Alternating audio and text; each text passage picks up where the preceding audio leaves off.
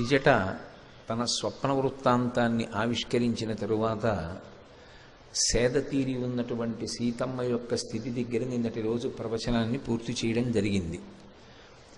ఆ తల్లి యొక్క పరివేదనతో కూడుకున్న స్థితిని వర్ణిస్తూ మహర్షి అంటారు, అభూతేనాపవాదేన కీర్తిం నిపతితామివ సన్నామివ మహాకీర్తిం శ్రద్ధామివ విమానితాం అంటారు.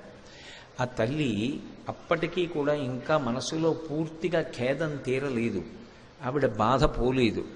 అందుకే అభూతేనాపవాదేన కీర్తిం నిపతితామివ, ఎంతో పేరు ప్రతిష్టలున్న వ్యక్తికి ఎంతో కష్టపడి జీవితంలో ధర్మాన్ని మాత్రమే ఆశ్రయించి నిరంతరము భగవద్భక్తితో బ్రతికేటటువంటి వ్యక్తి మీద ఒక అపనింద వచ్చి పడితే, అకస్మాత్తుగా ఆయన యొక్క కీర్తి ప్రశ్నార్థకమైందనుకోండి, ఆయన ఇటువంటి పని చేశారా అని 10 మంది అడిగేటటువంటి సమయము ఒకటి వచ్చిందనుకోండి, అప్పుడు ఆ వ్యక్తి మనసు ఎంత గాయపడి ఉంటుందో, 10 మందిలో నవ్వుతూ తిరుగుతున్నా ఆయన లోపల మాత్రం ఎంత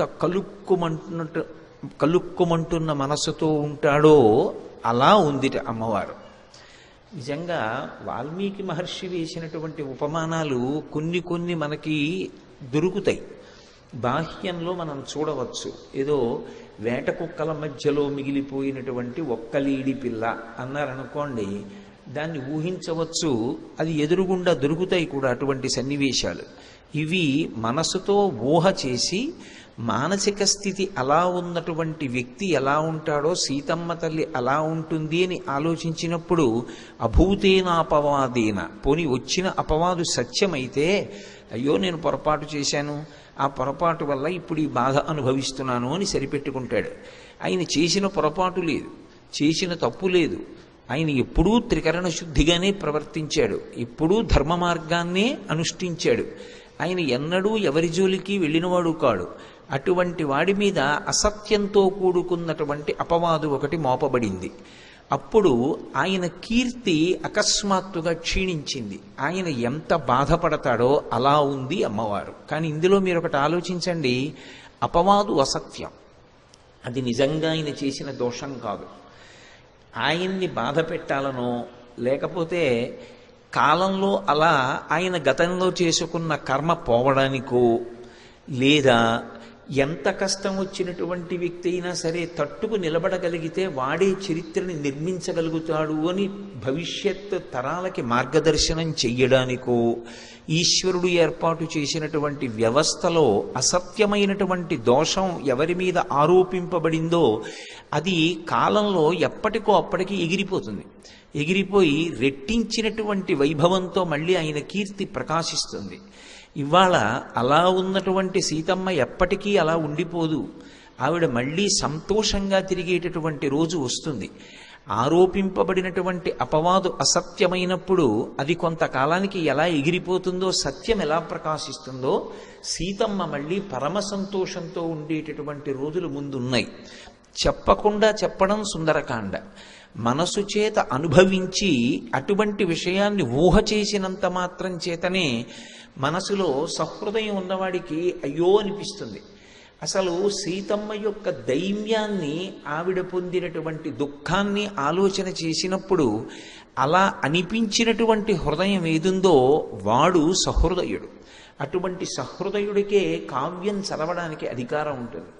అభూతేనాపవాదేన కీర్తిం నిపతితామివ ఆమ్నాయనామయోగేన విద్యాం ప్రశిథిలామివ. ఆమ్నాయనామయోగి, ఆయన యోగి, ఆయన ఆమ్నాయం చేస్తుంటాడు. ఆమ్నాయము అన్నమాట వేదానికి అన్వయం అవుతూ ఉంటుంది. ఎప్పుడూ భగవత్ సంబంధమైనటువంటి మంత్రభాగాన్ని లోపల తిప్పుతూ ఉంటాడు. అందుకే మీరు ఆయన గాఢ నిద్రలో ఉండగా లేపి ఆ మధ్యలో ఉన్న ఏదో ఒక్క విషయాన్ని ప్రస్తావన చేసినా సరే ఆయన దాన్ని కొనసాగించేస్తాడు, ఆయన చెప్పేయగలడు. అంతలా చెప్పగలిగినటువంటి ధారణ దీని చేత వచ్చింది అంటే కేవలం దాన్ని అదే పనిగా బట్టి పట్టడం వల్ల వచ్చింది కాదది. అది ఆయనకు ఉన్నటువంటి శ్రద్ధ, దాని మీద ఆయనకున్న అనురక్తి అటువంటిది.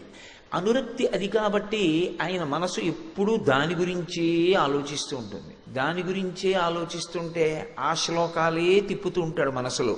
అవే తిప్పుతుంటే అవే మనసులో ఉంటాయి. నేను మొన్నటి రోజు ప్రవచనం పూర్తి చేసి లోపల గదిలో కూర్చుని ఉండగా నా దగ్గరికి మల్లంపల్లి శరభేశ్వర శర్మ గారి అబ్బాయి వచ్చి కలిశారు. నేను చాలా సంతోషించాను ఇంటికి వెళ్ళాక. మల్లంపల్లి శరభేశ్వర శర్మ గారు ఒక రోజున మా ఇంట్లో ఆతిథ్యం తీసుకున్నారు. అటువంటి మహాపురుషుడికి ఆతిథ్యం ఇచ్చేటటువంటి అదృష్టం కలిగింది నాకు. వారికి సౌకర్యంగా నేను ఏర్పాటు చేశానో లేదో, పడుకున్నారో లేదోనని ఆయన తలుపు వెయ్యకయ్యా కోటేశ్వరరావు అన్నారు. ఎటూ తలుపు తీసింది కదా అని అలా వెడుతూ చూశారు. కాళ్ళు రెండు ఇలా ఊపుతూనే ఉన్నారు. అయ్యి బాబోయ్, ఈయనకి నిద్ర పట్టట్లేదేమో, దోమలు ఉన్నాయేమో అని లోపలికి వెళ్ళి పిలిచాను. ఆయన పలకలేదు కానీ కాళ్ళు ఊపుతున్నారు. నేను మళ్ళీ నాకు నిద్ర పట్టలేదు. ఆయనకి ఏ అసౌకర్యం వల్ల అలా ఉంది, ఏమో ఒంట్లో బాగోలేదా, ఏమైందని మళ్ళీ 1 గంటకి లేచి చూశాను. మళ్ళీ అలాగే ఊపుతున్నారు కాళ్ళు. పోనీ ఏదో యథాలాపంగా కాదు, చాలా వేగంగా ఊగుతున్నాయి. మనిషిని పిలిచాను, పలకలేదు. మళ్ళీ తెల్లవారకట్టు వచ్చాను, మళ్ళీ ఊపుతున్నారు. అంటే ఆయన నిద్రపోలేదు, నేను నిద్రపోలేదు. తెల్లవారిపోయింది. ఆయన లేచి అనుష్ఠానం చేసుకున్నారు, నేను అనుష్ఠానం చేసుకొచ్చి అయ్యా రాత్రి నిద్రపోలేదా అన్నాను. నిద్ర పట్టలేదు కానీ ఎంత ఆనందం అనుభవించానయ్యా అన్నారు. ఏమండి అన్నాను. అంటే మీరు నమ్మండి నమ్మకపోండి, నేను సుందరకాండ చెప్తున్నా మీతో. నేను ఈ ప్రశ్న ఆయన అడిగింది ఉదయం 6:30 సమయంలో అడిగాను. ఆ తర్వాత ఆయన ఓ కప్పు కాఫీ కూడా అడగలేదు. మా ఆవిడ పట్టుకొస్తే ఇద్దుగాని అమ్మా, ఇద్దుగాని అంటూ 10 గంటల వరకు నాతో పార్వతీ కళ్యాణం గురించి చెప్తున్నారు. చెప్తూ రాత్రి పద్యాలు గుర్తొచ్చాయో, ఆ పద్యాలు ఆలోచిస్తున్నాను, ఏమి పద్యరచన చేశాడంటావు అని ఒకదాంట్లోకి వెళ్ళిపోతూ ఆనంద తన్మయత్వం. 10 అయిపోయింది. ఆయనకి పెద్దవారు అయిపోయి ఉన్నారు అప్పటికే. ఒక్క కప్పు కాఫీ తాగుదామన్న ధ్యాస ఆయనకి లేదు. ఆయన భోజనం చేసిన తర్వాత కూర్చుని బాధపడుతూ నాతో మాట అన్నారు.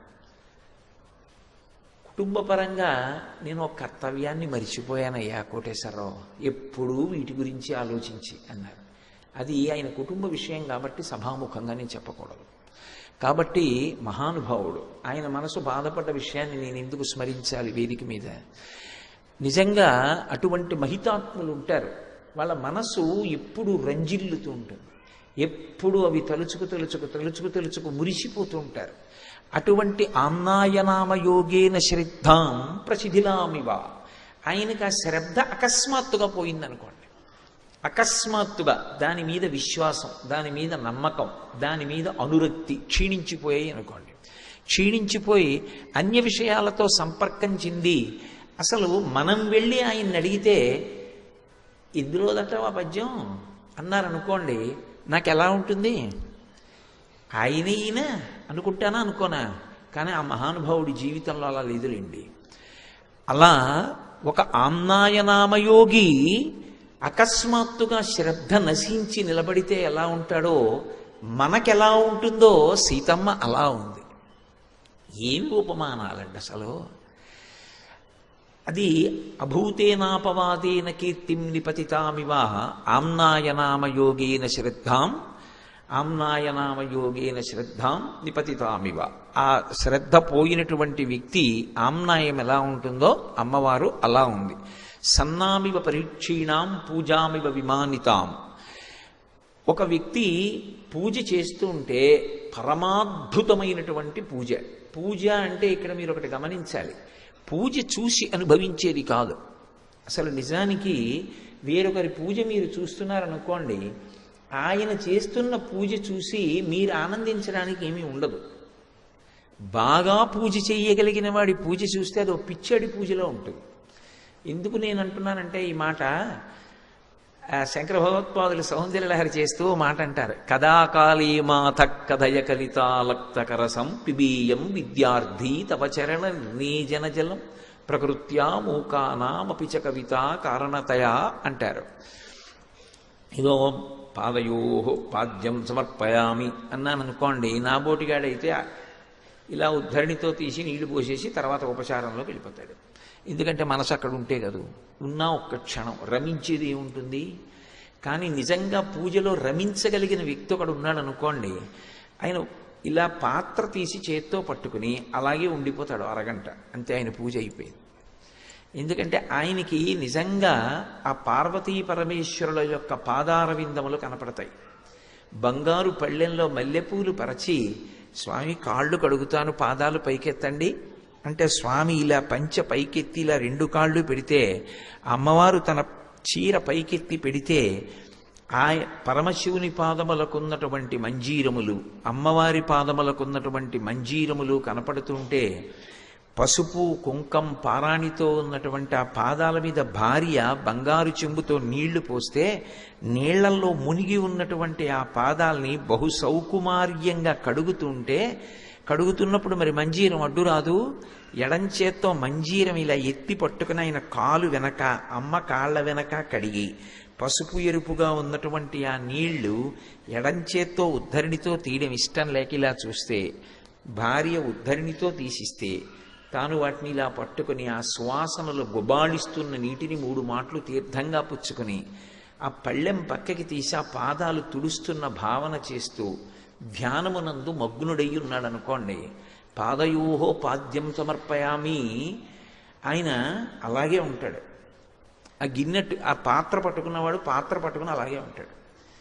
చూసిన వాడికి ఏమర్థం అవుతుంది? ఈయనకి తర్వాత మంత్రాలు రావేమో సరిగ్గా, ఏమిటో ఈయన చాలా బాగా పూజ చేస్తాడనుకుని చూడ్డానికి వచ్చాం, ఈయన ఏమిటో పూజ పాదయోహో పాద్యం సమర్పయామి అన్నాడు, అరగంట కూర్చున్నాడు, హస్తయోహో అర్ఘ్యం సమర్పయామి అన్నాడు, 45 నిమిషాలు కూర్చున్నాడు అనుకుంటారు. కానీ అందుకే అసలు మహాత్ముల పూజ చూసే ప్రయత్నం చెయ్యనేకూడదు.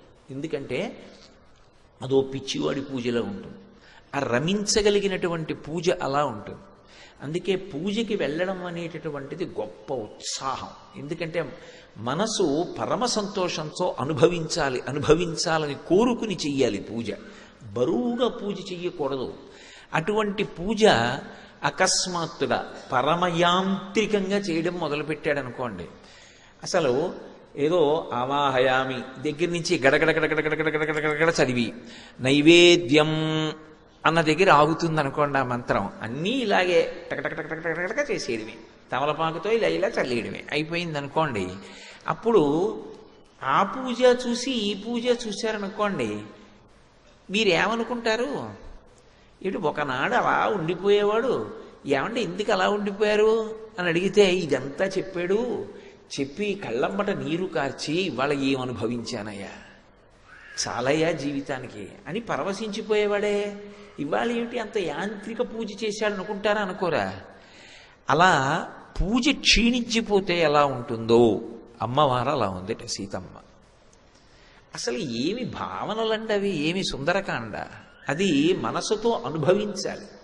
ఇందులో చిత్రం ఏమిటంటే, మనసులో అనుభవించాలంటే పూజామివ పరీక్షీణాం ఆశాం ప్రతిహతామివ అని నేను అన్నప్పుడు, అసలు పూజ చేసేటటువంటి వ్యక్తి రమించిపోవడం అంటే ఏమిటి? త్రికరణములు ఏకీకృతమైనటువంటి వ్యక్తి ఎలా ఉంటాడు? శంకర భగవత్పాదులంతటి వారు సౌందర్యలహరిలో అడిగింది అది. ఎవరు? సాక్షాత్తు శివపార్వతుల సమాగమ స్వరూపమైన శంకర భగవత్పాదులు పిబేయం విద్యార్థి తవ చరణ నిర్మేజన జలం అని అడిగారు. అమ్మా, నేను విద్యార్థినై నీ కాళ్ళు కడిగిన ఆ పసుపు పారాణి కలిసినటువంటి ఆ నీళ్లు సువాసనలు గుబాళిస్తున్నవి, ఆ తీర్థం ఇప్పుడు తాగుతానమ్మా జన్మలో అని అడిగారు. అది భౌతికంగా లభిస్తుందా? మానసికంగా లభించాలి. పూజలో మనసు నిలబడాలి. నిలబడి చేసిన పూజ ఎంత ఆనందాన్ని ఇస్తుందో, అలా పూజ చెయ్యగలిగిన వ్యక్తి మనసు నిలబడక యాంత్రిక పూజ చేసి అయిపోయిందని పీఠమించి లేచాడు అనుకోండి, ఆయనకే ఎంత బాధగా ఉంటుంది. ఎంత అనుభవించేవాడిని పూజ, ఏ మనసే నిలబట్టలేదు అని. అది పోనీ చూసిన వాడికంటే అర్థం కాలేదు, కనీసం చేసిన వాడికి అనిపిస్తుందా ఏమిట్రా ఈ పూజ ఇలా చేస్తున్నాను అని? అది క్షీణించిపోయిన పూజ ఎలా ఉందో అమ్మవారు చూడ్డానికి అలా ఉందిట. ఆ ఉపమానం బయట ఎక్కడైనా వస్తు రూపంలో అసలు దొరుకుతుందా? దొరకదు. కానీ సీతమ్మ యొక్క పరిస్థితిని అన్వయం చెయ్యడానికి, ఆవిడ యొక్క రూపం అప్పుడు ఎలా ఉంటుంది అన్నది మనసు పట్టుకోవడానికి నిజంగా వాల్మీకి మహర్షి ఇచ్చినటువంటి సుందరకాండ రచన పరమాద్భుతం. అలాగే ఆశాం ప్రతిహతామివ, ఇది జరిగి తీరుతుంది అని ఒక ఆశ పెట్టుకున్నాడు. కానీ ఆ నెరవేరలేదు ఆశ. నెరవేరని ఆశ మనిషిని ఏ రూపంతో ఎటువంటి లక్షణంతో నిలబడుతుందో అలా అమ్మవారు కనపడుతోంది. అలా ఉన్నటువంటి తల్లిని పైనుంచి చూసి మురిసిపోతున్నారు స్వామి హనుమ. ఎందుకని? ఇంతమంది కాంచనలంకలో సంతోషంగా ఉన్నారు, సంతోషంగా లేని వ్యక్తి అన్న వాళ్ళు ఆయనకి కనపడలేదు. ఎవరు చూసినా సంతోషంగా ఉన్నారు. ఒక్క ఆవిడే ఏడుస్తోంది. ఎవరు ఏడుస్తోందో ఆవిడిది నిజమైన సౌందర్యం. ఎందుకని అంటే ఆమె భర్త కోసం శోకిస్తోంది తప్ప కేవలం అందరూ ఎలా భోగం అనుభవిస్తున్నారో అలా భోగం అనుభవించడం తన జీవితానికి ప్రధానమని అనుకోవట్లేదు. ధర్మాన్ని పాటించడం నిజమైన భోగం అనుకుంటోంది. ఇది సీతారాములంటే, ఇది సౌందర్యం అంటే. మిగిలిన వాళ్ళకి సుఖం అంతా ఎక్కడుంది అంటే భోగాన్ని అనుభవించడంలో ఉంది, విషయ సుఖాన్ని పొందడంలో ఉంది. ఏదైనా ఓ మధుర పదార్థం తినడం సంతోషం, ఓ మంచి పరుపు మీద పడుకోవడం సంతోషం, ఓ మంచి సంగీతం వినడం సంతోషం. రాముడికి ధర్మాన్ని పాటించడం సంతోషం. ఏది ధర్మమో దాన్ని చేస్తే రాముడు సంతోషంగా ఉంటాడు. అందుకే రాముడు నవమి నాడు పుడతాడు. నవమికి ఒక విచిత్రం ఉంది. నవమి అంటే 9 అని కాదు.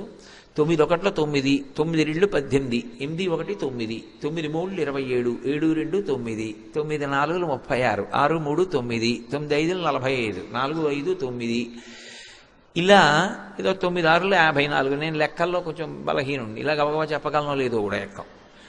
9 7 63. అలా ఏది కలపండి మళ్ళీ 9 వస్తూ ఉంటుంది.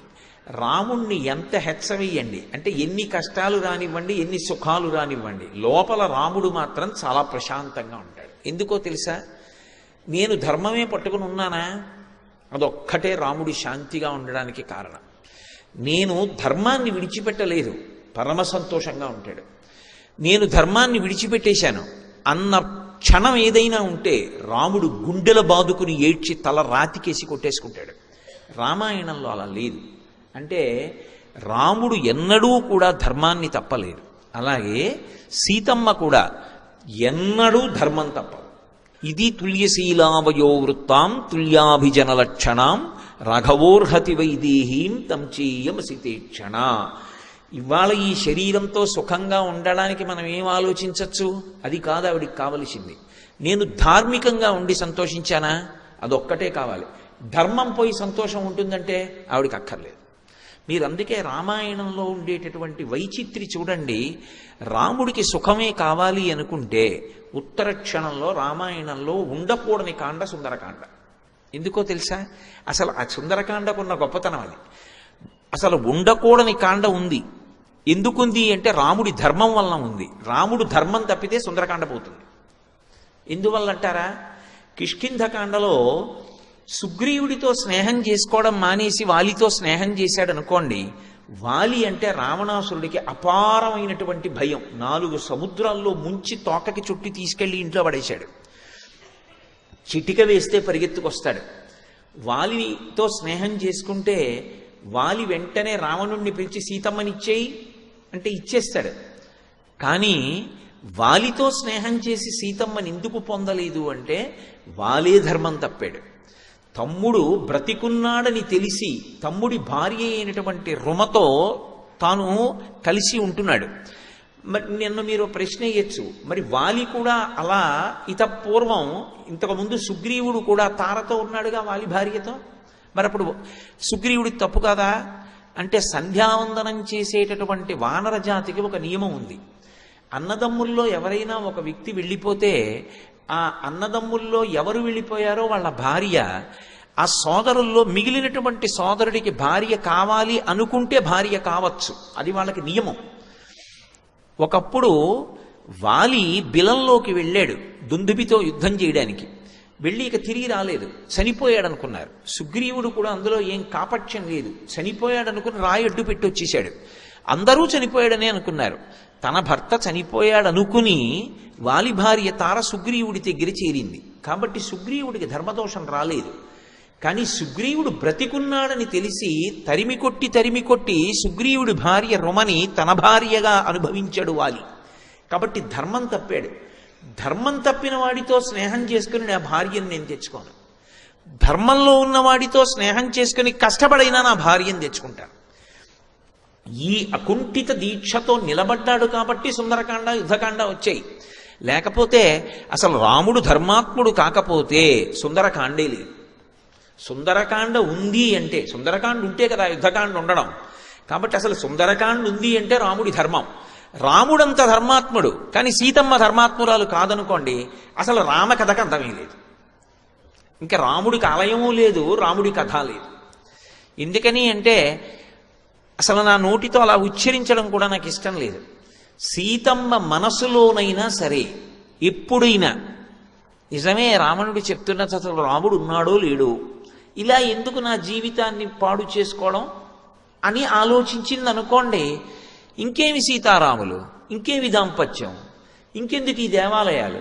త్రేతాయుగం అయిపోయిన తర్వాత, ద్వాపరయుగం అయిపోయిన తర్వాత కలియుగంలో కూడా ఇంత కీర్తి. ఎక్కడైనా వామనమూర్తి లక్ష్మీదేవి దేవాలయం ఉందనుకోండి, ఆయన వామనమూర్తి దేవాలయం అదని మనకి తెలియదు అనుకోండి, ఉలగళంద పెరుమాళ్ళని కాంచీపురంలో ఉంది. అది చూస్తే మనం లక్ష్మీనారాయణుల దేవాలయం అంటాం, వామనమూర్తి గుడి అనం. ఓ మత్స్యమూర్తికి ఉంటే లక్ష్మీనారాయణుల దేవాలయం అంటాం. కానీ లక్ష్మీదేవే సీతమ్మగా, విష్ణుమూర్తే రాముడిగా వచ్చిన లక్ష్మీనారాయణుల గుడి అనం, సీతారాములనే అంటాం. సీత అమ్మ అని కూడా వదిలిపెట్టాం, సీతమ్మ తల్లి అంటాం. ఎందుకు అమ్మ తల్లి రెండు మాటలు అంటే ఆవిడ మీద మనకున్న మమకారం. దేనివల్ల మమకారం అంటే ఆవిడ ధర్మం. ఆవిడ పతివ్రత ధర్మాన్ని అలా పాటించింది మనసులో కూడా ఎన్నడూ. అందుకే సుందరకాండలో ఆవిడే పరీక్ష పెట్టుకుంది. నేను రాముని తప్ప అన్యపురుషుని మనసు యందు ఎరుగనదానినైతే హనుమ తోకకు పెట్టబడిన అగ్నిహోత్రము చల్లబడుగాక. పంచభూతములలో ఒక భూతం తన యొక్క ధర్మాన్ని విడిచిపెట్టి ప్రవర్తించాలంది. అలాగే అగ్నిహోత్రం చల్లబడిపోయింది. అంటే అది సుందరకాండ. ఎవరి ధర్మాన్ని వాళ్ళు నిరూపణం చేసుకున్నారు. అనుష్ఠించిన ధర్మం రక్షించి తీరుతుంది. ధర్మం రక్షించి తీరుతుందన్న ఉత్సాహం ప్రజలలో నింపకపోతే సాహిత్యం ధర్మం పట్టుకున్నవాడు పాడైపోయిన సందర్భాల్ని చూపిస్తే అసలు లోకంలో ధర్మం ఎందుకు నిలబడుతుంది? ధర్మం పట్టుకోగలిగితే ఎప్పటికైనా నువ్వు విజేతవి. కాలమునందు నీ కీర్తి ఒకలా ఉండదు. కాలంతో సంబంధం లేకుండా శాశ్వతమైన కీర్తి గణిస్తావు. ఇది చెప్పవలసినది కావ్యం. అటువంటి రచనలు ఏ ఉంటాయో వాటికి కాలంతో సంబంధం ఉండదు. సూర్యచంద్రులు ఉన్నంత కాలం అటువంటివి బ్రతికే ఉంటాయి, మనుషుల్ని బ్రతికిస్తాయి. అందుకే రామాయణం మనుష్య జాతి ఉన్నంతకాలం చదువుకోవలసినటువంటి గ్రంథం. సుందరకాండ ఎప్పుడూ పారాయణ చెయ్యవలసినటువంటి కాండ. అందుకే ఆ తల్లి ఎంతో బాధపడింది. అంత దుఃఖంతో కూడుకున్న స్థితిలో శిశుపావృక్షం కింద కూర్చునుంది. అకస్మాత్తుగా ఆ తల్లికి ఒక విశేషమైనటువంటి విపరీతమైనటువంటి ఆలోచన వచ్చింది. ఆలోచన వస్తున్నప్పుడు ఆవిడ పడుతున్నటువంటి బాధ చేత ఆమె మనసు ఎటువంటి వ్యగ్రతని పొందిందో ఆవిష్కరించింది. ఆవిడంది, అనన్యదైవత్వమియం క్షమాచ భూమౌ చ శయ్యా నియమశ్చ ధర్మే పతివ్రతాత్వం విఫలం మమేదం కృతం కృతఘ్నేష్వివ మానుషాణం అంది.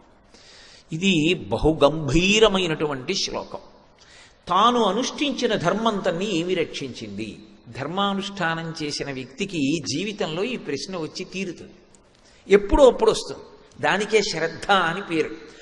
ఉరిపిడి వస్తుంది. ఇది పట్టుకోకపోయి ఉంటే నేను ఎంత సుఖపడి ఉండేవాడిని, ధర్మం వదిలి ఎంతమంది సంతోషంగా ఉన్నారు, ధర్మం పట్టుకుని నేనేం బాగుపడ్డాను, నేను కూడా వదిలి ఉండాల్సింది అనిపిస్తుంది. వదిలి ఉండాల్సింది అని అనిపించినప్పుడు కూడా వదలకుండా పట్టుకున్న ధర్మం కాపాడి తీరుతుందని పట్టుకున్న వాడెవరో వాడు శ్రద్ధావంతుడు తప్ప అప్పటికలా అనిపించిందని వదిలేస్తే అది శ్రద్ధ కాదు. అందుకే ధర్మం ఎవరు బాగా పట్టుకుంటారో వాళ్ళకే పరీక్ష వస్తుంది. ఎందుకంటే వాడే శాశ్వత కీర్తికి కారకుడు, పాత్రుడు అవుతాడు. అందుకే సీతమ్మ తల్లి ఒక మాట అంటోంది, ఈ ఒరిపిడి ఆవిడికి రావాలి, రాకపోతే కావ్యానికి అందమే ఉందండి. సీతారాముల కథ మధురాతి మధురమైన కథ, దానికి ఏ తత్వాలు చెప్పక్కర్లేదు. రామకథని రామకథగా చెప్తే చాలు. ఎన్ని మాటలు విన్నా మధురమే. మీకెవరికి రామాయణం తెలీదా? సుందరకాండలో ఏమవుతుందో మీకు తెలీదా? తెలియని వాళ్ళు ఈ సభలో ఒక్కళ్ళు లేరు. మరి ఇన్ని వేల మంది కూర్చుని నించుని పైన నిలబడి ఎందుకు ఇలా వింటున్నారు అంటే అది వాల్మీకి మహర్షి ఇచ్చినటువంటి కావ్య సౌందర్యం. ఆ కథకి కథగా అంత అందం ఉందంతే. ఆ తల్లి ఒక మాట అంటోంది, అనన్య దైవత్వం ఇయం క్షమాచ. నా ధర్మాన్ని నేను పట్టుకున్నాను. ఏమిటి నా ధర్మం? నాకు వేరు భగవంతుడు లేడు, నాకు పరమేశ్వరుడు ఉన్నాడా లేడా వీటితో సంబంధం లేదు. నాకు కనపడుతున్న దైవం, నాకు ప్రత్యక్షంగా కనపడేటటువంటి దైవం అని, ఆయనతో ఉండడమే నాకు సమస్తమని, ఆయన లేని ఏ భోగమైనా నాకు దుఃఖమేనని, ఆయన ఉన్నది అయోధ్య అని, ఆయనతో కలిసి నేను వచ్చాను. ఆయన నుంచి విడిపడ్డాను. విడిపడినా ఆయనని మనసులో ధ్యానం చేయడం పరమేశ్వర ధ్యానమే. ఆయన రూపంలోనే పరమేశ్వరుడు నన్ను రక్షిస్తాడు తప్ప వినా ఆయన కాకుండా భగవంతుడు వచ్చి రక్షిస్తాడని నేను అనుకోలేదు. ఆయనే వచ్చి రక్షిస్తారని రామపాదములని ఆశ్రయించాను. కాబట్టి నాకు దైవం రాముడు. నేనంత ఉపాసన చేశాను. ఈ ఉపాసన చేసినప్పుడు రాముడు వచ్చాడా లేదా కాదు అక్కడ ప్రాతిపదిక.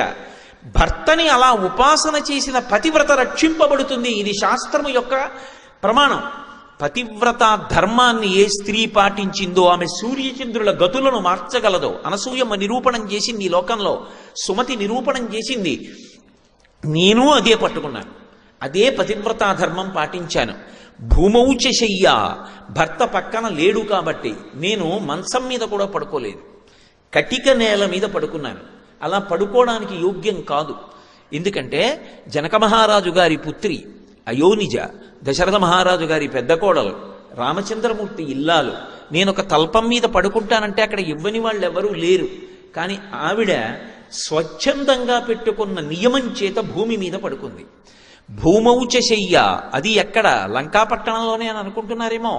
ఒక్క లంకలోనే కాదు, అసలు కళ్ళంబట నీళ్లు పడకుండా చదవలేము. నేను ఒకప్పుడు మా గురువుగారు రాత్రి 10ంటికి మా ఇంటికి వచ్చారు. ఏం చేస్తున్నావురా అన్నారు. అయోధ్యకాండ చదువుతున్నానండి అన్నాను. ఎన్నాళ్ళయింది మొదలుపెట్టన్నారు. ఓ 3 రోజులు అయింది గురువుగారు అన్నాను. ఎక్కడి వరకు వచ్చావు అన్నారు. ఇవాళతో పూర్తి అయిపోయింది గురువుగారు అన్నాను. ఆయన నా వంక అలా నోరు తెరిచి చూస్తూ ఉండిపోయారు. అదేం గురువుగారు అలా చూస్తున్నారన్నాను. అయోధ్యకాండలో 4 సర్గలు చదవడానికి నాకు 10 రోజులు పడుతుందిరా. కళ్ళమ్మని నీళ్ళు వచ్చేసి ముక్కులోంచి నీళ్ళు వచ్చి 3 రోజుల్లో అయోధ్యకాండ ఎలా చదివేశావురా అన్నారు. ఆయన అనుభవించిన వారు, నేను చదివిన వాడిని. తేడా లేదు. సీతారాముల కష్టాలు ఆయన కష్టాలు. ఆయన దాంతో తాదాత్మ్యత చెంది చదువుకుంటారు. అందులో ఒక విషయం చెప్తారు. సీతారాములు అరణ్యవాసానికి వచ్చారు. అరణ్యవాసానికి వచ్చి గుహుడి దగ్గరికి వెళ్ళారు. గుహుడు అరటి పట్టలు ఆకులు తెచ్చి నేల మీద పడేసి రామా పడుకో అన్నాడు. రాముడు పరమధర్మాత్ముడు, ధర్మం ఆయనకి శాంతి. ఒక వ్యక్తి నిద్రపోతున్నాడు అంటే అతని మనసు ప్రశాంతంగా ఉంటే నిద్రపడుతుంది. అయోధ్య విడిచిపెట్టి వచ్చి నా తండ్రి ఎంత బాధపడుతున్నాడో, నా తల్లి ఎంత బాధపడుతోందో, ఇవాళ రాత్రి మా నాన్నగారు అన్నం తినరు, ఏడుస్తూనే ఉంటారు నేను కనపడలేదని. అందుకని నేను అన్నం తినలేను. మా నాన్నగారు తినలేకపోయి ఏడుస్తూ ఉంటారని గుర్తొచ్చిన నేను ఎలా అన్నం తింటాను? నాకొద్దు పళ్ళు కూడా. కానీ ధర్మం తప్పడు. ఆచమనీయం తీసుకుని పడుకుంటాను అని ఆచమనం చేసి పడుకున్నాడు. ఆయన నేల మీద పడుకున్నాడు, అరటి పట్టల మీద. చుట్టూ ఎవరున్నారు? గుహుడు, ఆటవికులు ఉన్నారు. ఆయన అంటే అలా పడుకుంటారు కానండి, నాకు అలవాట్లేదని కూడా ఆవిడ అనొచ్చు. అన్నా కూడా ఎవరు ఏమనరు. ఆయన మనసు ధర్మము చేత శాంతిగా ఉంది, నిద్రపోయాడు.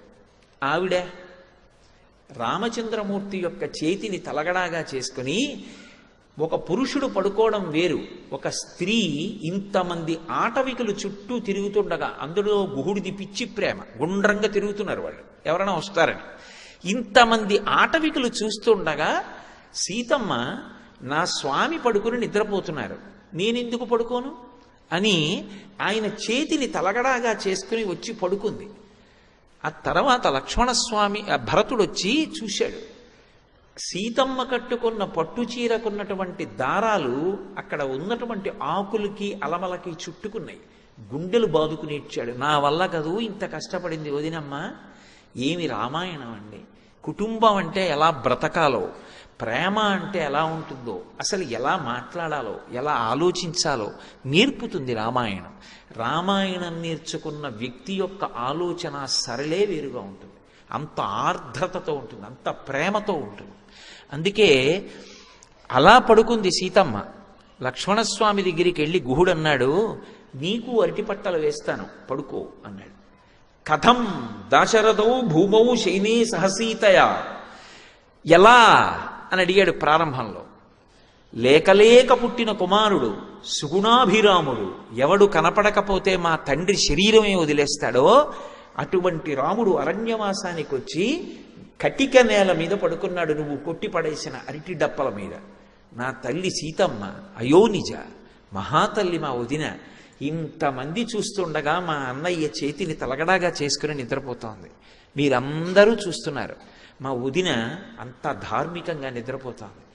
ఇది చూసి నాకు అశాంతిగా ఉంది. ఇంత కష్టమా మా అన్నయ్యకి వదినకి, నాకు నిద్ర పట్టదు అని వలవలవలవలా ఏడిచాడు లక్ష్మణస్వామి. ధర్మాన్ని పట్టుకుని రాముడు నిద్రపోయాడు, ధర్మాన్ని పట్టుకుని సీతమ్మ నిద్రపోయింది. ధర్మాన్ని పట్టుకుని ఇంత కష్టమా? ఏమి వాళ్ళు సుఖపడ్డారు జీవితంలో? ధర్మానికి ఇంత కష్టపడుతున్నారా? లక్ష్మణుడు తట్టుకోలేక నాకు నిద్ర పట్టదండి. వాళ్ళిద్దరి జీవితం అది. అటువంటి దంపతులు అసలు లోకంలో అపురూపం. అందుకే ఆశీర్వచనం చేస్తే సీతారాముల్లా బ్రతకండి అంటారు. కాలంలో శాశ్వతత్వం దీనివల్ల వస్తుంది అంటే ఆ ధర్మాన్ని పట్టుకోవడం వల్ల వస్తుంది. ఆ ధర్మం గురించి చెప్పనటువంటి గ్రంథం ఎలా లోకానికి ఉపయుక్తమవుతుంది? అందుకే ఆ తల్లి ఒక మాట అంటోంది, నేను ఇంతకాలం నుంచి రాముణ్ణి దైవంగా భావించి కూర్చున్నాను. అనన్య దైవత్వమియం క్షమాచ భూమౌచ శయ్యా నియమశ్చ ధర్మే.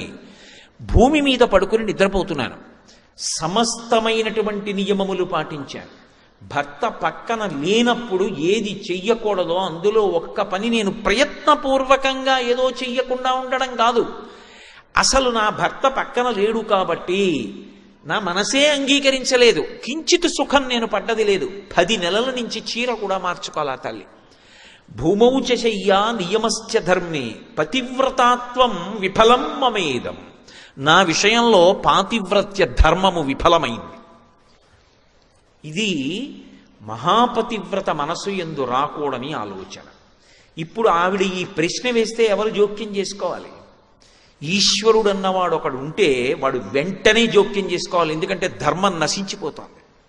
ఆవిడకి ఆ ప్రశ్న వచ్చి ఆవిడ ధర్మం తప్పిందనుకోండి, ఇక లోకానికి ధర్మం అన్నదానికి ఎక్కడ ఆదర్శం ఉంటుంది? ఇక ఈశ్వరుడు జోక్యం చేసుకుని ఒక సన్నివేశాన్ని సృష్టించాలి. అందుకే భక్తుణ్ణి రక్షించుకోవడానికి ఈశ్వరుడు జోక్యం చేసుకుంటాడు. ఆయన ఎలా జోక్యం చేసుకుంటాడో మనకి తెలియదు. ఒక్కొక్కసారి బహుముందుగానే జోక్యం చేసేసుకుంటాడు, వచ్చేది తెలుస్తుంది కాబట్టి అడ్డుకట్ట వేసి నించుంటాడు. మనకి తెలియవు ఆయన యొక్క కృత్యములు. భక్తుణ్ణి మాత్రం ఆదుకుని తీరుతాడు ఈశ్వరుడు. నన్ను నమ్మండి అంతే, అంతకన్నా నేను చెప్పలేను. ఒక సమస్యని ఇచ్చే ముందు మనం సమస్య వచ్చాక ఆలోచిస్తాం. భగవంతుణ్ణి నమ్ముకున్న వాడి గురించి పరమేశ్వరుడు సమస్య ఇవ్వడానికి ముందు వాడికి పరిష్కారం ఎలా చూపించాలని ఆలోచిస్తాడు. నన్ను నమ్ముకునున్నవాడు వాడు పాడైతే, అందుకే భాగవతంలో అష్టమస్కంధంలో అంటాడు, వాడు నా కొరకు రక్షింపవలయువాడు. వాడి కోసం వాడిని నేను రక్షించట్లేదు, నా కోసం రక్షిస్తున్నా. అటువంటి వాడు పాడైపోతే లోకంలో భగవంతుడున్నాడు అని ఎవడు నమ్ముతాడు? నమ్మడు. నేను ఉన్నాను అని నమ్మాలంటే నన్ను నమ్ముకున్నవాడు పాడవడానికి వీల్లేదు. వాడి కోసం రక్షించట్లేదు, నా కోసం రక్షిస్తున్నానంటాడు. అంటే సన్నివేశం ఎటు తిరుగుతోందో మీరు గమనించాలి. ఇది మహర్షి చెప్పరు సుందరకాండలో, కానీ అది సౌందర్యం. అనుభవించగలిగితే భగవంతుడు ఎంత ఉలిక్కి పడతాడో, ఎంత తొందరగా సన్నివేశాన్ని మార్చి జోక్యం చేసుకుంటాడో మీరు గమనించాలి. ఈవిడిది వాగ్రూప పరివేదన, ఇంకొక ఆయనది మౌన పరివేదన. ఏమిటా మౌన పరివేదన అన్నది మీకు నేను కాసేపట్లో ఆవిష్కరిస్తాను. కాబట్టి భూమౌచ శయ్యా నియమశ్చ ధర్మే పతివ్రతాత్వం విఫలం మమేదం. కృతం కృతఘ్నేష్వివ మనుషాణం, చాలా పెద్ద తీర్పు చెప్పేసింది ఆవిడ. కృతఘ్నుడి పట్ల ఉపకారము ఎలా ఉంటుందో రాముడి పట్ల నా పాతివ్రత్యం అలా అయిపోయింది. రాముడు కాదక్కడ రక్షించవలసింది, ఆమె పతిని దైవంగా నమ్మింది. అనన్య దైవత్వం ఇయం క్షమాచ. ఇప్పుడు రాముడు వస్తున్నాడమ్మా, నువ్వు బెంగ పెట్టుకోకని ఎవరో మాట్లాడి చెప్పాలి ఆవిడికి. ఎవరో మాట్లాడాలి. ఎవరు మాట్లాడాలి? అక్కడ అలా మాట్లాడడానికి ఒక్కడే ఉన్నాడు. ఆ ఒక్కడు మాట్లాడడానికి అవకాశం కల్పించాలి, సన్నివేశం తిరిగిపోవాలి. ఇప్పుడు జోక్యం చేసుకుంటున్నవాడు ఎవరంటే కంటికి కనపడకుండా పరమేశ్వరుడు జోక్యం చేసుకోవాలి. అది సుందరకాండ. ఆ తల్లి ఇన్నాళ్ళు అనలేదు ఈ మాట, ఇప్పుడు అంటోంది. ఎందుకు అనాలి అంటే ఒకటి మౌన పరివేదన ఒకటి ఉంది. ఏమిటా పరివేదన? ఇప్పటి వరకు ఆయన సీతమ్మ దర్శనం ఒకటే చెయ్యాలనుకున్నాడు. సీతమ్మ జాడ కనిపెట్టి రాముడికి చెప్దాం, అందుకే వచ్చాడు ఆయన. కానీ ఇప్పుడు ఆయన గుండెలు అవిసిపోయి ఆవిడ కష్టం చూసి, అమ్మో ఏదో లంకలో ఉందనుకున్నాను నా తల్లి. ఇప్పుడు ఆయన మనసు ఏమైపోయిందంటే రాముణ్ణి నింద చేశాడు ఆయన. రాముడి కన్నా దైవం లేడు ఆయనకి. ఆయన అన్నాడు, దుష్కరం కృతవాన్ రామో యయిమాం మత్తకాశినీం సీతాం వినా మహాబాహు ముహూర్తమపి జీవతి. ఇంత గొప్ప ఇల్లాలా, ఇటువంటి పాతివ్రత్యమా? 3 లోకముల ఐశ్వర్యం తక్కెట్లో ఒకెత్తు, అది ఈవిడలో 16 వంతుకు సరిపోదా? ఇంత ప్రేమైకమూర్తి, ఇంత ధర్మనిష్ట కలిగినటువంటి ఇల్లాలు ఇన్ని కష్టాల్లో ఉంటే అసలు నిద్రలా పోయాడు? అంత ప్రశాంతంగా ఎలా ఉండగలుగుతున్నాడు? మంత్రాంగం చేసి వాలిని చంపి సుగ్రీవుణ్ణి రక్షించి పట్టాభిషేకం చేసి వానాకాలం వెళ్ళిపోయిన తర్వాత వెతుకుతానంటే గొలవ పడుకుని ఎలా ఉండగలిగాడు? అసలు వెర్రెక్కిపోవద్దు ఇటువంటి ఇల్లాలు. ఆవిడ చుట్టూ ఇంతమంది రాక్షస స్త్రీలా, రావణుడు ఆవిడ్ని ఇలా మాట్లాడడమా? ఏడ్చి ఏడ్చి పవిట కొంగు తడిసిపోవడమా? ఇప్పుడు ఇవన్నీ చూసిన తరువాత సహృదయుడైతే ఏం ఆలోచిస్తాడు? అమ్మో నేను వెళ్ళిపోవడం కాదు, అసలు ఆయన ఏం పట్టుకొచ్చాడో మర్చిపోయాడు. ఇప్పుడు ఏం పట్టుకొచ్చాడు ఆయన? ఉంగరం ఒకటి పట్టుకొచ్చాడు రాముడి దగ్గర నుంచి. ఇది నేను మీతో మనవి చేసింది. సమస్యనిచ్చే ముందు పరిష్కారం ఈశ్వరుడు ఆలోచిస్తాడని. అన్ని కోట్ల మంది ఎడుతుంటే హనుమయ్య దర్శనం చేస్తారని రాముడు ఎలా అనుకున్నాడు? బుద్ధికి ఈశ్వర ప్రచోదనం అని చెప్తేనే రామకథ బాహ్యంలో అందం. అంతేగాని రాముడు దేవుడు అంటే ఇంకా రామకథ ఎందుకు? అసలు రాముడు దేవుడిని వాల్మీకి మహర్షి చెప్పలేదు. ప్రారంభంలోనే నారదుడు వచ్చినప్పుడు ఆయన అడిగింది 16 గుణములు కలిగిన నరుడు ఎవరని అడిగారు. కోన్వస్మిన్ సంప్రదంలోకే గుణవాన్ కశ్చ వీర్యవాన్ ధర్మజ్ఞశ్చ కృతజ్ఞశ్చ సత్యవాక్యో దృఢవ్రతః చారిత్రేణ చ కోయుక్తః సర్వభూతేషు కోహితః విద్వాన్ కః కస్సమర్థశ్చ కశ్చైక ప్రియదర్శనః ఆత్మవాన్ కో జితక్రోధో ద్యుతిమాన్ కో ననసూయకః కస్య బిభ్యతి దేవాశ్చ జాతరోషస్య సంయుగే అని అడిగారు. కాబట్టి ఇప్పుడు 16 గుణములు పరిపూర్ణముగా కలిగినటువంటి నరుడు రాముడైతే ఆయనకి బుద్ధిని ప్రచోదనం చేసిన వాడు ఈశ్వరుడని చెప్తేనే సీతారాముల కథ మధురాతి మధురం అవుతుంది. అంటే అసలు సీతమ్మకు వస్తున్నటువంటి సమస్యకి ఏ కాలమునందు పరిష్కారం రావాలో దానికి అనువుగా ఆయన బుద్ధిని ప్రచోదనం చేసి ఉంగరం ఇచ్చి పంపించాడు. ఇప్పుడు పట్టుకొచ్చిన ఆయన చటుక్కును ఉంగరం ఇచ్చి, అమ్మా ఏమనుకోకు, నీ జాడ తెలుసుకోవడానికి వచ్చాను, నేను హనుమని, ఇదిగో ఈ ఉంగరం రాముడు ఇచ్చాడు, నీ దగ్గర ఎట్టే పెట్టుకో, నువ్వు కనపడ్డావని చెప్పేస్తాను. రాముడి దగ్గరికి వెళ్ళి తుర్రుని పారిపోయాడు అనుకోండి. ఇది దుష్టుడైన రావణుడు చేసిన పని అని ఉంగరాన్ని అవతల పారేసి ఆవిడ ప్రాణం తీసేసుకుంటుంది. ఎందుకంటే వీడు నన్ను యామారుస్తున్నాడు. అలా రావణుడు చేశాడని ఎందుకు అనుకుంటుంది అని మీరు అనుకుంటున్నారా? అసలు యుద్ధకాండలో ఇంకా యుద్ధం మొదలవలేదు. యుద్ధం మొదలవకుండానే వాడు రాముడి యొక్క కృతకమైన శిరస్సు తయారు చేశాడు. తయారు చేసి రాముడి శిరస్సు తెచ్చి సీతమ్మ దగ్గర పెడితే కట్టుకున్న ఇల్లాలు అది రాముడి తలకాయ అనుకుంది ఆవిడ. అంత ఏడ్చింది. కానీ ఈశ్వరుడు అక్కడ ఉన్నాడు కదూ. అంత ఏడుస్తుంటే అకస్మాత్తుగా వాడికి కబురు వచ్చింది, ఏదో ముఖ్యమైన పని మీద అందరూ ఎదురు చూస్తున్నారు రమ్మని. చటుక్కున వెనక్కి తిరిగిపోయాడు. తిరిగిపోవడంలో శిరస్సు అంతర్ధానం అయిపోయింది. అప్పుడు పక్కనున్న వాళ్ళు చెప్పారు, ఇంద్రజాలం వాడు సృష్టించాడు, అది రాముడి శిరస్సు కాదు. కావాలంటే అదిగో భైరీనాదాలు వినపడుతున్నాయి. నిజంగా రాముడి శిరస్సు తెగిపోతే వాళ్ళందరంత సంతోషంగా ఉంటారా, వస్తారా వానరులని అని. ఇంకొకసారి బ్రహ్మాస్త్రం చేత రాముడు పడిపోయి ఉంటే రాముడు మరణించాడు చూడమని సీతమ్మని పుష్పక విమానం ఎక్కించి పంపించాడు. ఎలాగో రాముడు చనిపోయాడని ఆవిడ తప్పు చేస్తే ఇక రాముడు లోపలికి రాడు, వెళ్ళిపోతాడు. ఇటువంటి భార్య నాకెందుకని కార్యం సాధించచ్చు. ఎటువంటి కుట్రపూరితమైన ఆలోచనలు చెయ్యాలో అన్నీ చేశాడు. పైకి చేష్టితములకు ముందు లోపలి సంస్కారం ప్రధానం. లోపల ఆలోచన ఎలా ఉంటుందో పైన కార్యం అలా ఉంటుంది. అన్ని అవలక్షణములున్నవాడు, అటువంటి దుష్టమైన ఆలోచనలు ఉన్నవాడు, అటువంటి వాడు ఒక ఉంగరాన్ని తీసుకురావడం పెద్ద గొప్ప. తన దగ్గర ఉన్న రాక్షసుల్లో ఒకటి కోతిని చేయడం పెద్ద గొప్ప. ఆవిడ నమ్ముతుందా? ఆవిడికి ఆశ్వాసం కలుగుతుందా? ఒక్కనాటికి కలగదు. ఇప్పుడు ఆయన గుర్తించింది ఏమిటంటే, ఈ తల్లికి ఉంగరం ఇవ్వడం ప్రధానం కాదు, ఉంగరం ఇవ్వడానికి ముందు మాట్లాడాలి. అసలు మాట్లాడడానికి అవకాశం ఏది? ఇప్పుడు మాట్లాడి వెళ్ళలేదనుకోండి, ఉపద్రవం ఇంకొకలా వస్తుంది. అది ఈశ్వరుడు 1000 కళ్ళతో భక్తుణ్ణి చూసుకోవడం అంటే. ధర్మాన్ని ఆయన కాపాడుకుంటాడు. అందుకు కదా హనుమ అంతటి వారు నిర్వేదానికి లోనై శరీరం వదిలిపెట్టేస్తాను, హస్తాదానో ముఖాదానో నియతో వృక్షమూలిక వానప్రస్థో గమిష్యామి దృష్ట్వాజనకాత్మజాం, నేను ఇక్కడే ఉండి శరీరం వదిలేస్తానంటే అకస్మాత్తుగా ఆయనకు ఆ ఆలోచన వచ్చింది. వినాశే బహవో దోషాః జీవన్ భద్రాణి పశ్యతి. చచ్చిపోయి గొప్ప కాదు, బ్రతికుండి సాధించాలి. సంపాతి చెప్పిన వాక్యం నిజం. మళ్ళీ అన్వేషణ చేసి సీతాదర్శనం చేశారు కదా. అలాగే ఆ తల్లి చాలా పిడుగులాంటి మాట అంది. పతివ్రతాత్వం విఫలమ్మమేదం కృతం కృతఘ్నైష్వివ మానుషాణం. ఇంత కష్టం అసలు ఎందుకు వచ్చింది? వెంటనే ఆవిడ తన దోషం ఏమిటో గుర్తించింది.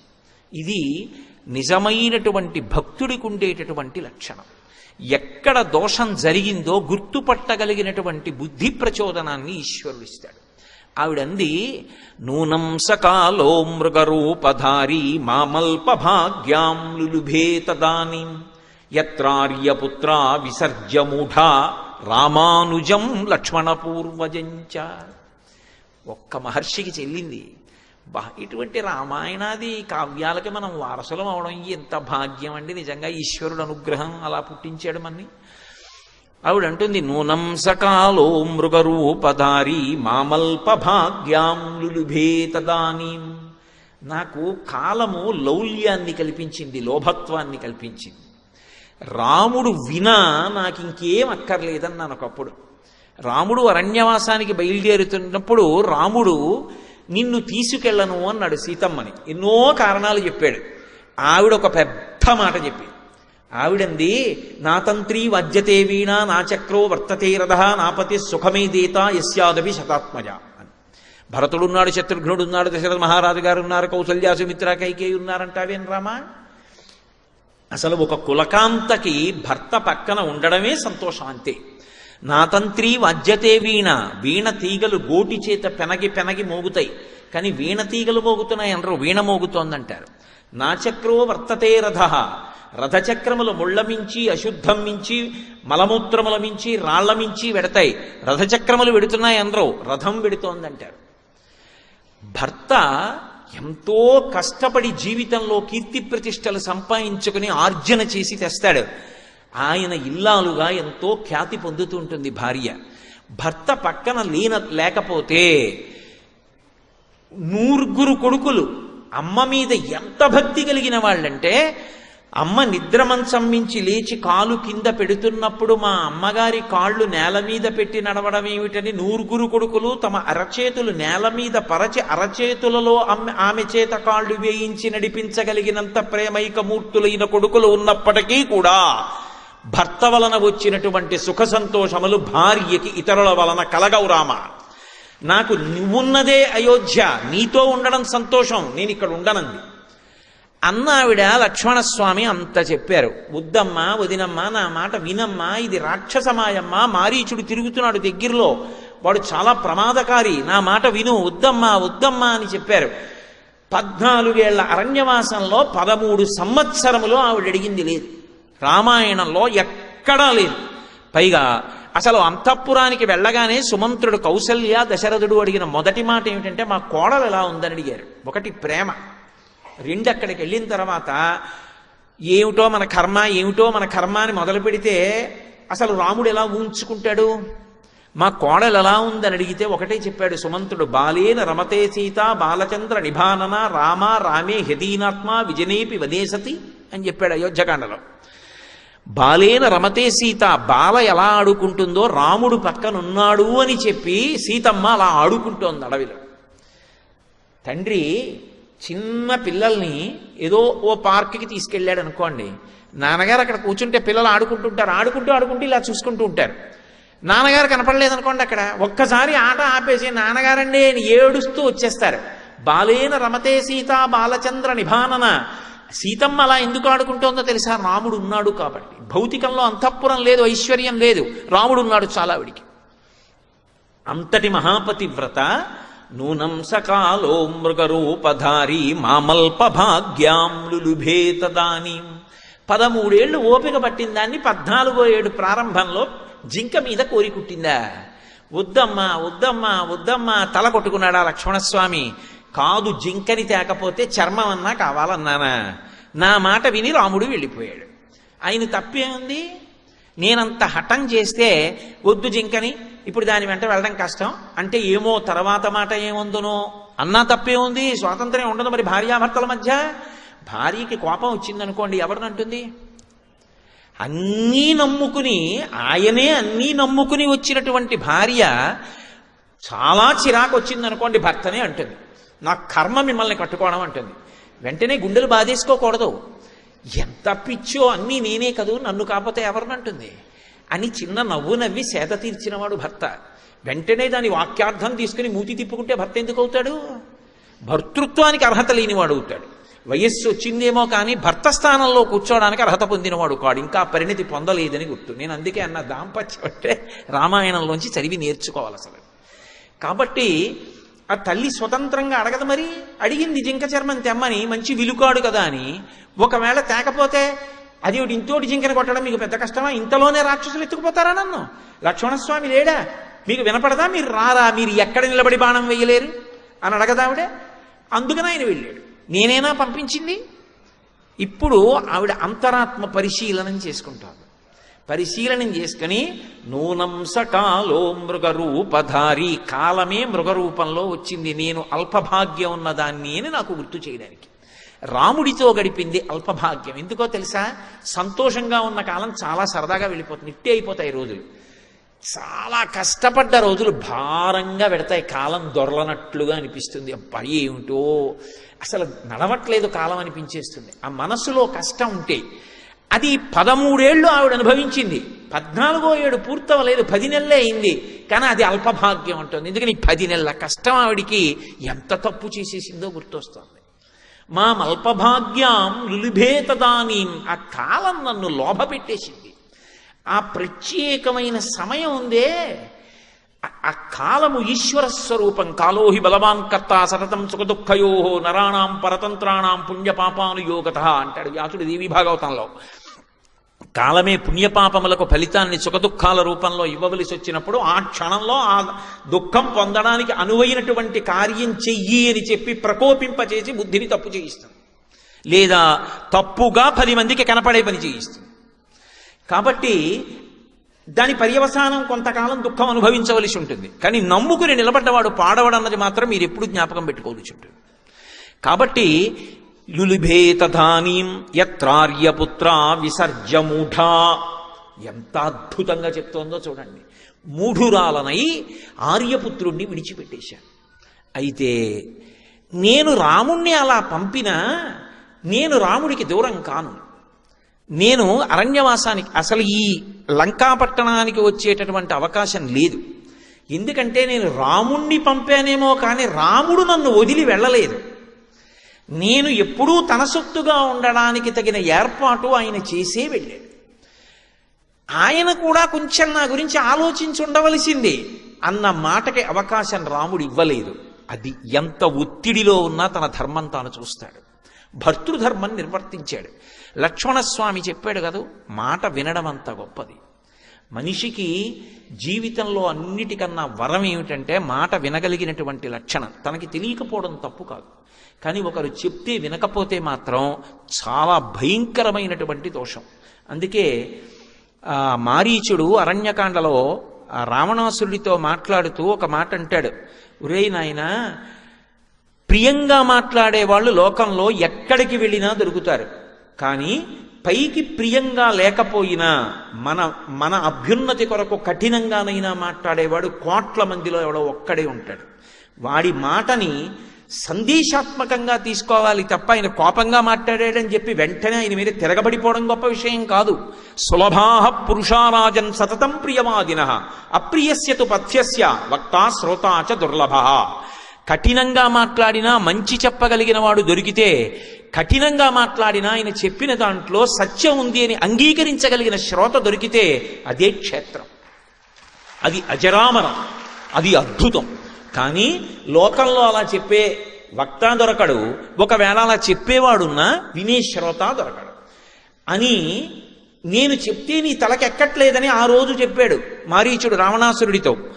నేను ఆ రోజున లక్ష్మణస్వామి చెప్పిన మాట విని రాముణ్ణి పంపా. నేను తప్పు చేశా, రాముడు తన ధర్మం తప్పల.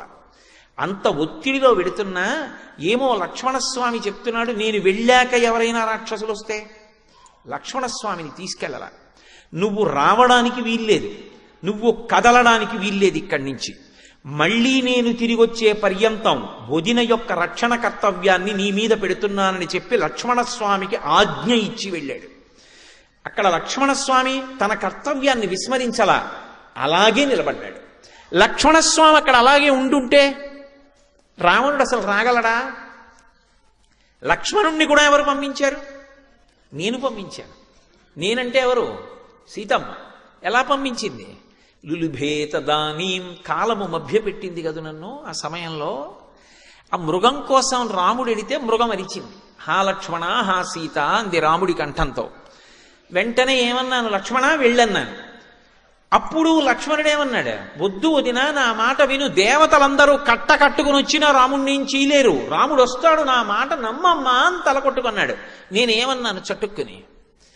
వెళ్ళు వెళ్ళు వెళ్ళు అని పోరినా లక్ష్మణస్వామి వెళ్ళలేదని చటుక్కనొక్క మాట అన్నాను. రామాయణంలో సుందరకాండ సౌందర్యం వాగ్వైభవం. కోట్ల శతఘ్నులు సాధించలేనిది ఒక్క మాట చేత సాధించేయచ్చు. ఒక్క మాట ఎంతమంది మనసుల్ని ఎలాగైనా మార్చేస్తుంది. అది మాట్లాడేవాడు ఎందుకు మాట్లాడుతున్నాడన్నది కాలం తర్వాత నిర్ణయించాలంతే. కాబట్టి లక్ష్మణస్వామి వెళ్ళడు. కానీ సీతమ్మేమంది? సుదుష్టత్వం వనేరామ మేకమేకోను గచ్చసి మమ హేతోః ప్రతిచ్ఛన్నః ప్రయుక్తో భరతేనవా. అరణ్యకాండ. లక్ష్మణస్వామి వెళ్ళకపోతే నాకిప్పుడు అర్థమవుతోంది లక్ష్మణ, భరతుడు రాజ్యాన్ని తీసేసుకున్నాడు. తన అమ్మ కైకమ్మ ద్వారా అడిగించాడు. నవపంచచ వర్షాణి దండకారణ్యమాశ్రిత చీరాజన జటాధారీ రామో భవతు తాపసః అభిషేక సమారంభో రాఘవస్యోపకల్ప్యతాం అనేనైవాభిషేకేన భరతోమభిషిచ్యతాం. అయోధ్యకాండ.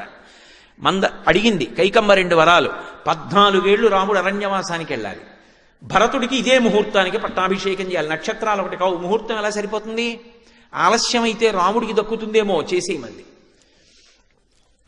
రాముణ్ణి అరణ్యవాసానికి పంపింది. ఒకడు ఎక్కడో ఉండి రహస్యంగా రాజ్యం కొట్టేశాడు. అక్కడే ఉన్నవాడు రాజ్యం పోయినా నన్ను చూసుకు మీ అన్న బతుకుతాడు, మీ అన్నకి నేను శాంతి స్థానం. ఇది భార్యాస్థానం అంటే. ఎన్ని కష్టాలు వచ్చినా భార్య మీకు ఎందుకండి, మీరు నమ్ముకున్న ఈశ్వరుడు లేడా అని ఒక్క మాట అంటే పురుషుడు నిలదొక్కుంటాడు. సీతమ్మ శాంతిస్థానం, అది పోతే తప్ప రాముడు పడ్డం. కాబట్టి సీతమ్మ వెళ్ళిపోవాలంటే నీవు నా మీద కన్నేశావు, ఎప్పటి నుంచో నన్ను నువ్వు అనుభవించాలని చూస్తున్నావు. అందుకని భరతుడు నిన్ను పంపాడు. మీ ఇద్దరు కూడబలుక్కున్నారు. ప్రయుక్తో భరతేనవా, ఆయన రాజ్యం తీసేసుకున్నాడు, నువ్వు నా కోసం వచ్చావు. మీ అన్న అరిచాడు, నువ్వు వెళ్ళవు, నాకు తెలుసు. ఎందుకంటే ఆపదొచ్చి రాముడు పడిపోవాలి. పడిపోతే నన్ను నువ్వు పొందుదామని చూస్తున్నావు, నా ప్రాణాలు పోయినా నీకు భార్యని కానుంది. ఈ మాట విన్నాడు లక్ష్మణస్వామి.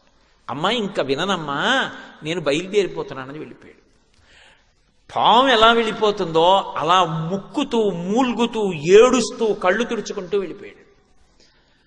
వెళ్ళిపోతే ఏమైంది? లక్ష్మణస్వామి వెళ్ళాడు. లక్ష్మణస్వామికి రాముడికి కూడా దూరం అయిపోయాడు.